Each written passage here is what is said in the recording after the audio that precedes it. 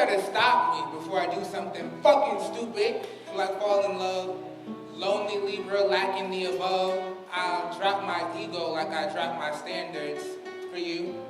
The violet of violence, the rose petals withered and wrapped around the hand and used as a brass knuckle apparatus, and you know, the thornier side of life. The violence of holding on and never letting go. Even past tides, there's an ocean and a mountain between us underneath a scarlet moon with a barren crescent we can currently find ourselves lost in.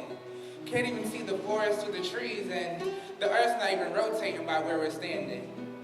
We saw the eclipse and reveled in its twilight. Them glasses was necessary in the hindsight, blinded by the moon and its glory. My lover before me, you laughed loud and abrasive and crashed in safe spaces.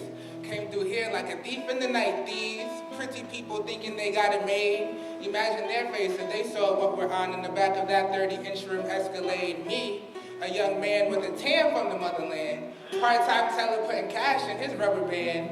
Then there goes you. And since we on the subject, what exactly is it that you want from me?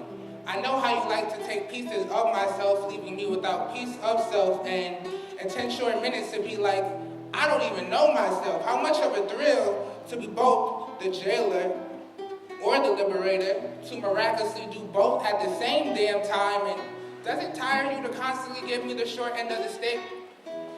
I feel like you should respect me more.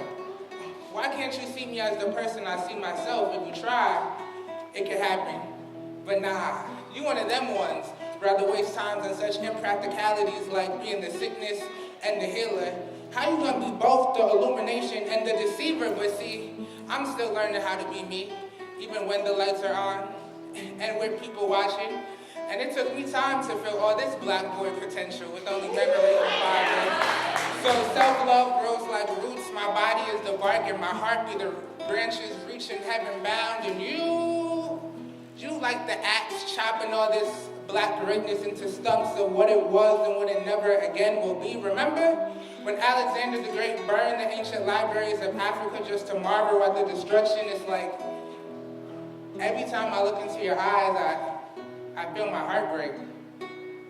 These attacking aortas, this drug-fueled anxiety disorder, shortened synapses and confidential medical faxes, and this be the final summation of the love once held between these two young black nations. And how am I gonna be an optimist about this shit?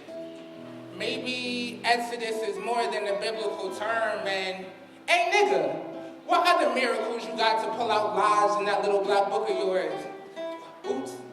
Did I make you uncomfortable?